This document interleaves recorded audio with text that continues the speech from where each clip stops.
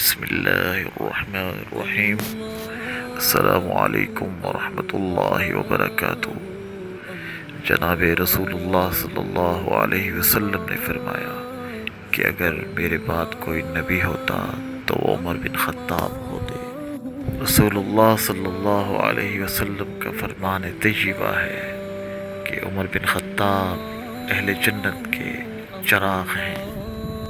سیدنا ابن عباس رضی اللہ تعالیٰ عنہ فرماتے ہیں کہ ایک مرتبہ رسول اللہ صلی اللہ علیہ وسلم نے اللہ تعالیٰ کی بارگاہ اقدس میں دعا فرمائی کہ اے اللہ اسلام کو عمر بن خطاب یا عمر بن حشام کے ذریعے عزت عطا فرما۔ صبح ہوئی تو سیدنا عمر بن خطاب رضی اللہ تعالیٰ عنہ نے رسول اللہ صلی اللہ علیہ وسلم کی خدمت میں حاضر ہو کر اسلام قبول کر لیا۔ سیدنا فاروق اعظم واقعہ اصحاب فیل کے 13 سال بعد پیدا ہوئے، نبوت کے چھٹے سال اسلام قبول کیا اور اس وقت آپ رضی اللہ تعالیٰ عنہ کی عمر 27 برس تھی۔ متفقہ روایات کے مطابق آپ سابقون الاولون میں سے ہیں، آپ عشرہ مبشرہ میں سے ہیں، آپ خلفائے راشدین میں سے ہیں۔ آپ رضی اللہ تعالیٰ عنہ کو غزوہ بدر، غزوہ احد، غزوہ خندق، بیت الرضوان، صلح حدیبیہ، غزوہ خیبر، فتح مکہ، غزوہ حنین، غزوہ تبوک، حجۃ الوداع میں شریک ہونے کے ساتھ ساتھ حضور صلی اللہ علیہ وسلم کی زوجہ ام المؤمنین سیدہ حفصہ رضی اللہ تعالیٰ عنہا کے والد ہونے کا شرف بھی حاصل ہے۔ سیدنا فاروق اعظم رضی اللہ تعالیٰ عنہ کا دور خلافت تقریباً 10.5 سال پر محیط تھا۔ آپ رضی اللہ تعالیٰ عنہ نے آزاد عدلیہ، پولیس کا نظام، جیل خانوں کا قیام، محاصل کے حصول کا نظام، مختلف آمدنیوں کا حساب، آبپاشی کا نظام، محکمہ افواج کی چھٹیوں کا شیڈول، یتیم خانوں کا قیام، سماجی بہبود آبادی کے مراکز، انٹیلیجنس کے شعبے قیام عمل میں لائے۔ آپ رضی اللہ تعالیٰ عنہ کے 2 عظیم کارنامے جن پر امت مسلمہ جتنا فخر کرے وہ کم ہے کہ آپ نے نماز تراویح کے ذریعے قرآن مجید کی حفاظت کی اور اس کے علاوہ جمع قرآن کے لیے سیدنا صدیق اکبر رضی اللہ تعالیٰ عنہ کو بار بار درخواست دی، یہاں تک کہ آپ رضی اللہ تعالیٰ عنہ قائل ہو گئے۔ اللہ رب العزت نے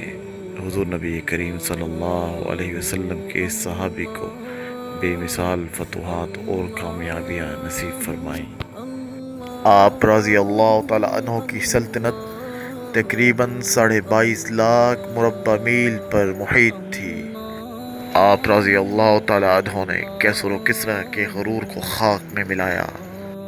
اور اس کے ساتھ ساتھ شام، مصر، عراق، مشرقی اناطولیہ، آرمینیا، آذربائیجان، ایران اور خراسان کے علاقوں کو اسلام میں داخل کیا۔ آپ رضی اللہ تعالیٰ عنہ کے دور خلافت میں پہلی مرتبہ یروشلم یعنی بیت المقدس فتح ہوا۔ آپ رضی اللہ تعالیٰ عنہ کا وصال مبارک 1 محرم 24 ہجری کو 63 سال کی عمر مبارک میں ہوا۔ آپ رضی اللہ تعالیٰ عنہ کی نماز جنازہ حضرت صہیب رومی نے پڑھائی۔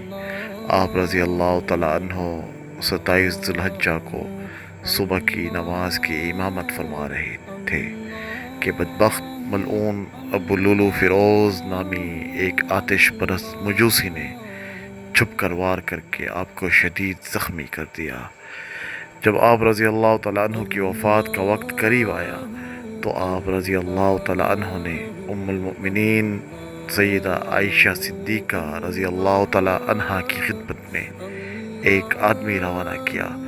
تاکہ آپ رضی اللہ تعالیٰ عنہ سے رسول اللہ صلی اللہ علیہ وسلم کے پہلو میں دفن ہونے کی اجازت مل جائے۔ ام المومنین سیدہ عائشہ صدیقہ رضی اللہ تعالی عنہ نے جب آپ کی یہ فرمائش سنی تو آپ رضی اللہ تعالی عنہ نے فرمایا کہ یہ جگہ اگرچہ میں نے اپنے لیے منتخب کی تھی، لیکن یہاں حضرت سیدنا عمر فاروق رضی اللہ تعالیٰ عنہ کو دفنا دو۔ سیدنا عمر فاروق رضی اللہ تعالیٰ عنہ ان اولو العزم ہستیوں میں سے تھے جن کی شہادت کی پیشن گوئی حضور نبی کریم صلی اللہ علیہ وسلم نے اپنی زبان مبارک سے پہلے سے ہی ارشاد فرما دی تھی، جیسا کہ ایک روایت میں ہے کہ ایک مرتبہ حضور نبی کریم صلی اللہ علیہ وسلم حضرت ابو بکر صدیق رضی اللہ تعالیٰ عنہ، حضرت عمر فاروق اور سیدنا عثمان غنی رضی اللہ تعالیٰ عنہ کے ساتھ تو احد پہاڑ میں تھرتھراہٹ پیدا ہوئی تو رسول اللہ صلی اللہ علیہ وسلم نے اپنا قدم مبارک احد پہاڑ پر مارا اور ارشاد فرمایا، احد ٹھہر جا، تیرے اوپر ایک نبی، ایک صدیق اور 2 شہیدوں کے سوا اور کوئی نہیں ہے۔